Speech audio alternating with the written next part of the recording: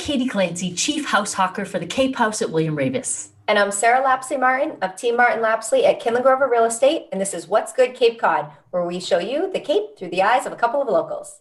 Every week, we tell you about a person, a place, and a thing we think you should know about. So this week, we talk about a local woman who is all about creating a healthy balance, the COVID edition of a time-honored Chatham event, and freezing your buns off for a good cause. All right, Sarah, let's get rolling. Talk to me. Listen, we're all about healthy this month, right? Okay, so why don't you tell me where we're starting? So looking forward to the new year, changes. Everyone's always thinking health and wellness. So I wanted to feature Tammy Smith. So she's great for this time of year just because she's all about health, wellness, and helping the community as well.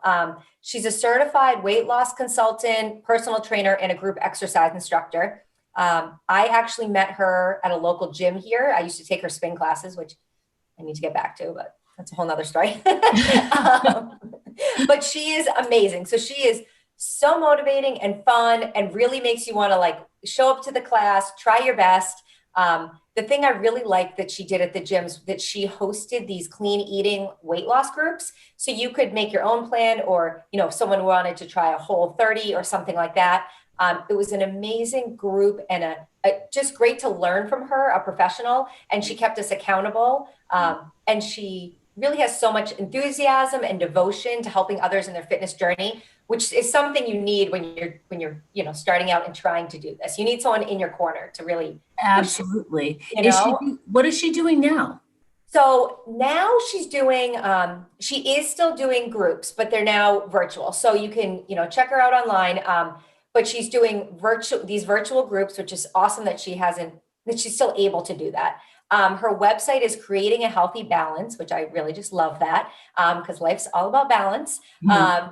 And she is currently a trainer as well at Studio EX in Hyannis. So she does spin and pump classes there. Community-wise, she takes her extra time and volunteers. She does things with the Barnstable School and Wellness Committee, Books Before School exercise program, the PTO, Lyme awareness of Cape Cod, and the How movement. So all of these are amazing things that she, dedicates her time to. Yep. And the How movement, I thought, it's something that not everyone knows about. So the How movement teaches lessons for a healthy heart, self-care and mindness wellness. So in pre-COVID days, they would do retreats or seminars. So they would go to the Centerville Library and have maybe for a month, once a week, meet and talk about everything. Things are changed. So hopefully they'll get back to that because it's really something worth looking into. And they have such a great mission. And I just love that Tammy is involved in it. So. And that's so awesome. And what blows my mind? Every time we do a person, so often we talk about a person and we choose people largely based on their contribution. Yeah. And first of all, I'm blown away by how many people give so much on the Cape and how many ways there are to give. What I really hope is our listeners are hearing about not just these people, but the causes that they get behind. Exactly. And maybe, if for you people who are listening to us right now, if, healthy kids, Lyme awareness, if that kind of stuff kind of fires you up, you want to get in touch with Tammy. And also, go back into our old episodes and look at the people that we've highlighted and the organizations that they support. There's just so many really amazing opportunities. And I hope everybody does something. Agreed. Is inspired by these people. Yes. Great start to a new year, 2020. Absolutely.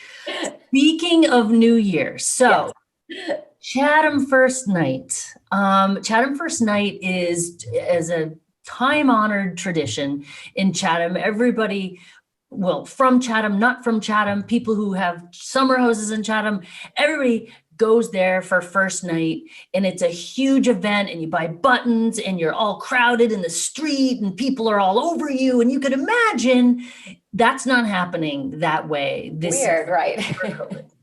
So they're doing but they couldn't just abandon it. I think people would just show up anyway. So they're calling it First Night on Ice, which I think is a clever way to talk about it. So there won't be fireworks like there usually is. There won't be any indoor performances.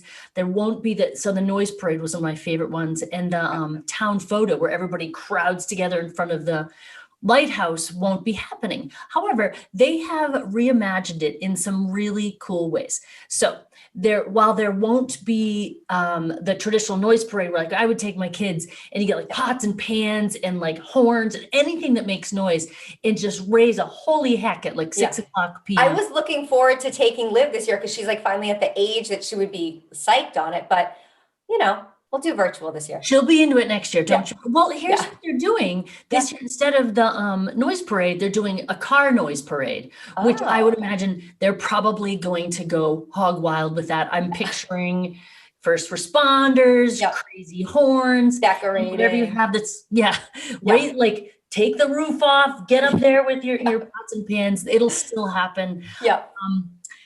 The town photo they're doing differently. They're doing individual photos and they're going to put them together as a town photo. Cool. That's a great idea. Yeah.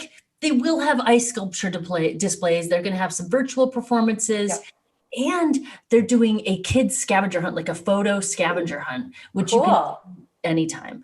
So, it will still be fun. And I think that everybody's I love the spirit that Chatham is having and so many people are having about the things that we love, and it breaks my heart, all these things that we haven't been able to do, but we just need to we just got to get through. And if we keep our chins up and just do it a little different this year, it'll still be awesome. It's wonderful. It's not canceled. They're still having it in just a different way. Yeah, exactly. Exactly. All right. So speaking of chilly things. Yes. So we chose the thing that we chose. It's kind of funny because neither one of us has ever done it. And I don't think either one of us will ever actually do it. And that is a polar plunge. Yes. Jumping into the ocean on New Year's Day or anytime other than the heat of August. Right. Right? Right. So these polar plunges are fundraisers. So I actually read in an editorial in the Cape Cod Times, a guy from Brewster said, I'll tell you where the polar plunge started. It was a couple of DY kids in the 70s who were bored and they just for giggles just jumped in the ocean, which sounds about right. It makes sense. Yeah. There was no fundraiser. They were just like, I dare you. Would you do it? You do it. And they did it. I don't know if that's a legend or what, but we're going with it. I'm going to go with it. It wasn't me, I'll tell you that. Is that the polar plunges that we do have now are pretty well organized. And the only one that I could find in my research as of press time that I could get solid information on was the Special Olympics one. And the Special Olympics one is going through February 20th through the end, or just about the end of March. Okay. They have virtual, you can go actually jump in, but for health reasons, trying not to get people too close to each other, even outside. Right. Like I said, we're on the home stretch. So let's just get through this. So this is what I thought was interesting about the Special Olympics version. They've got 3 levels. You can be a plunger, regular plunger, a super plunger, or you can be what I think Sarah and I would probably be, a towel hanger, right? I mean, I'm here for you. Yeah, I can put towels over people as they're running out of the water. I can, warm them up. Maybe have a nice hot drink or something. Hot drinks. Actually, anybody who's listening who's planning on doing a polar plunge and you need like a road crew, you need like support, we will be there for you. We will have the hot drinks, the towels, blankets. We are not going in the water. Getting in, not so much.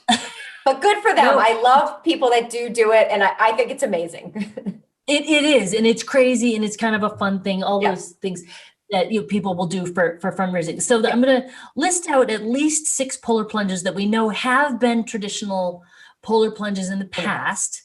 And I'm going to give you the organizations that they support, and I want you to reach out to those organizations just to check and see if they're still doing it. And I can tell you something, even if they're not, all of these organizations need your support. So if you want to jump your stupid butt into the cold water and write a check to these people, we invite you to. I think they would be happy to have you do it. I might just give the donation and not freeze my butt off. But I'm talking to the listeners, Sarah. I know I'm not putting you up to this. So, all right. So the one in P-Town, the money in the past has gone to the Center for Coastal Studies. There's one that's been at Red River Beach in Harwich. That money goes to the Harwich PTO, and in the past has gone to Cape Wellness. Nice. One at Monument Beach where the funds go to the Born Friends Food Pantry. one at Smugglers Beach that raises money for the Friends of the Yarmouth Council on Aging. One in Barnstable at Millway Beach for the Friends of Barnstable Harbor. And if you want to support the MSPCA, there has been, don't know if there will be, a polar plunge at Craigville Beach.